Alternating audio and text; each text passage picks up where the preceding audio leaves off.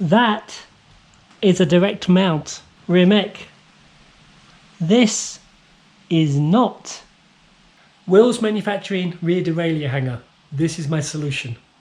Went from this to this.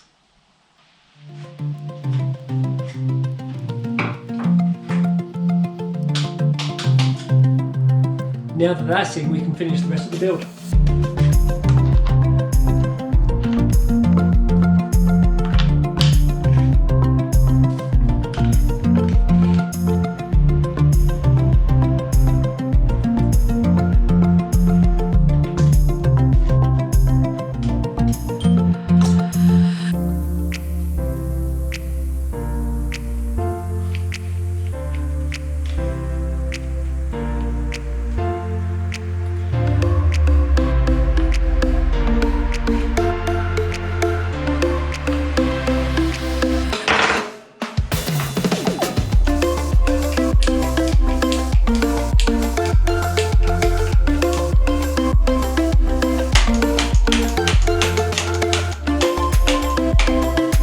I'm only counting 10 jumps. I have to tweak this.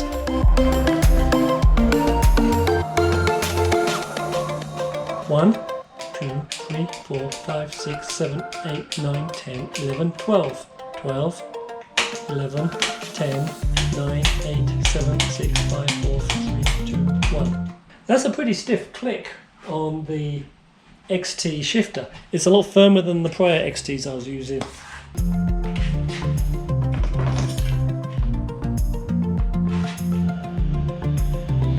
Now these Shimano chains on 12 speed are directional. You'll see one side with the HG on and one side that's plain. The plain side goes bike side, the HG is on the outside. So we're going to find the length of the chain. So we'll wrap it around the largest cog at the back.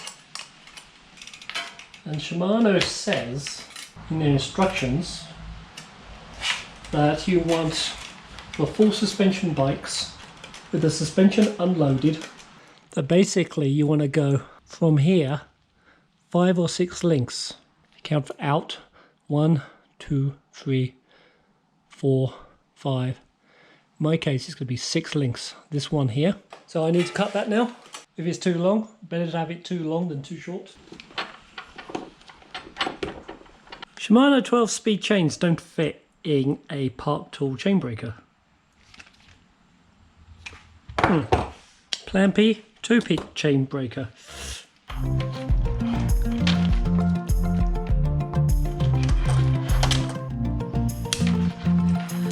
There we go.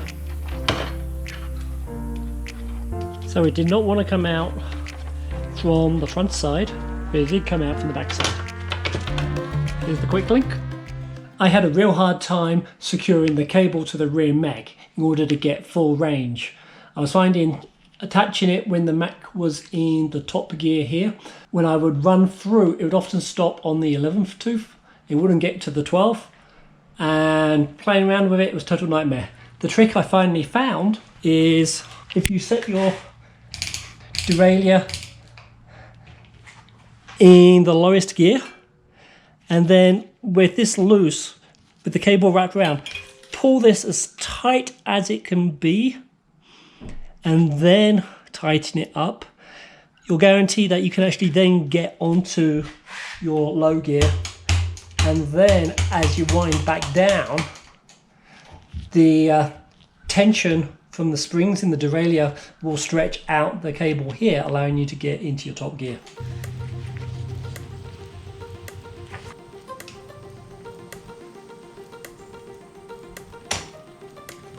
Now I did some testing.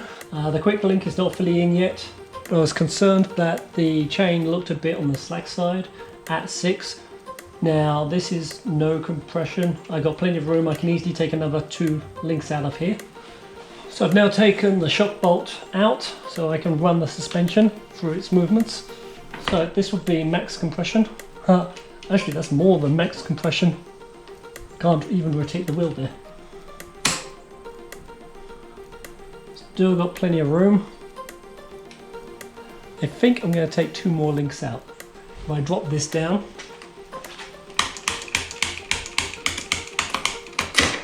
this works, but it does extend there. I'm going to take the other 2 links out. So in my particular bike, I think 4 links plus the quick link is what I need. I've taken 2 links out the chain. I'll lock the quick linking. So now I think this is looking more reasonable.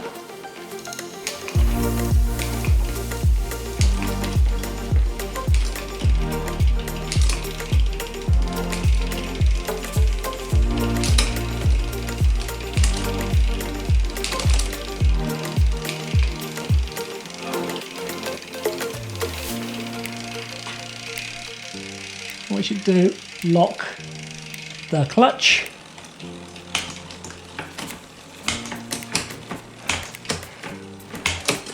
And it looks like my shifting is perfect first time round. Perfect. So it's all done. Which is lighter, the 12 speed or the 3x10? Last night when I measured it, I thought the 3x10 was going to be 4 ounces less, but I've been drinking beer, so I was drunk. Double checked my measurements, and the 3x10 is 300 grams heavier than the 1x12 I just put on. So that's 10.5 ounces I've just taken off my bike. That's significant. Plus, got less complexity, simpler, a more consistent gear range. It's all done. Let's take it up a trail and see how it rides.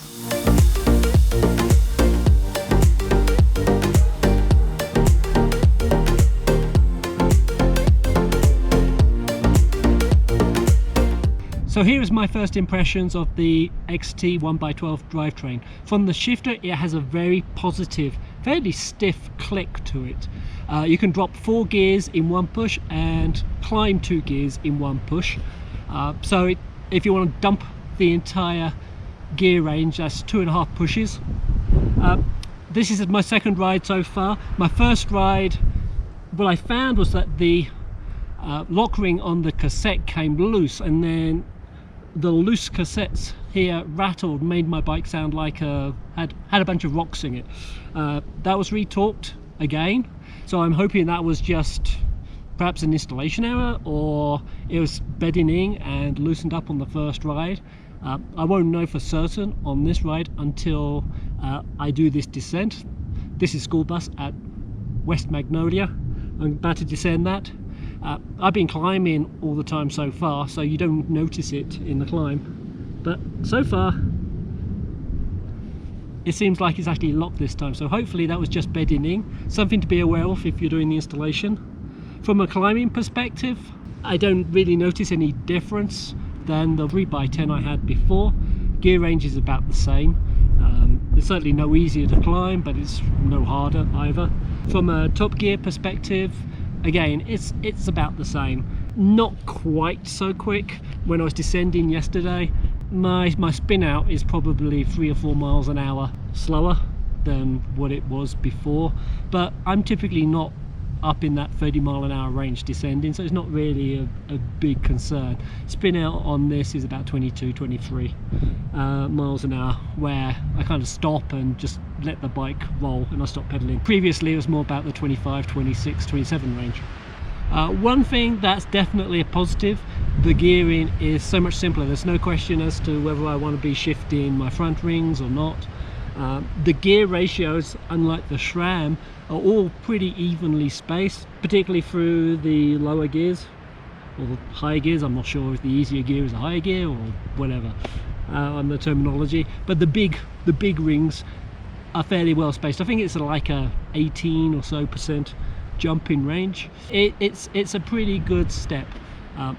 What I'm finding is going through the range as I'm climbing, I click down one, but as it eases off, I can do a longer push to drop 2 gears and get that speed back up quickly. So first thoughts are pretty positive. As long as the lock ring doesn't come undone. It's definitely quieter once it's all solid. But now we're going to descend West Magnolia and see what it's like.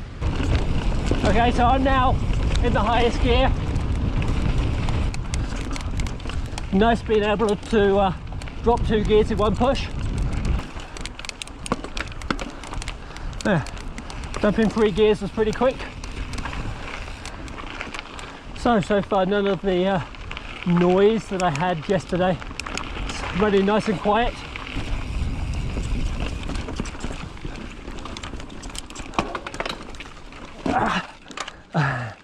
Never made this climb.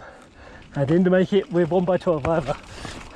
So I would say if you have a perfectly good 2x11, 3x10 gear range and you think 1x12 will give you some magical ability to improve your riding, no, it's not. But you will dump a bunch of weight and add simplicity to your bike. Getting on in September, and West Mag is getting to its loose, blown out state. I'm pretty impressed. Even in the top gear, there's no chain slap, no noise, and that was pretty rough through there.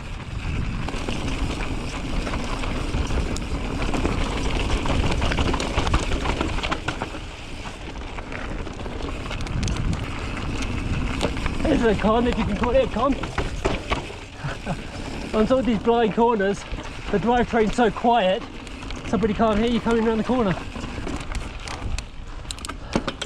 Very easy to dump and find the gear you want. So yeah, I'm getting to the point now, even though this is only my second ride on the drivetrain, where I'm beginning to really forget about the transmission. I don't have to think about it much. It's very intuitive. You can use your index finger to get into harder gears.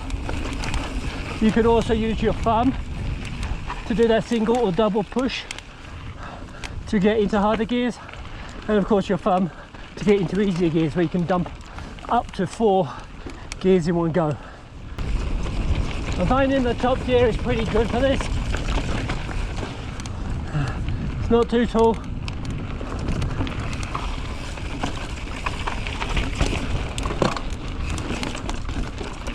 I say that school bus is really rough today.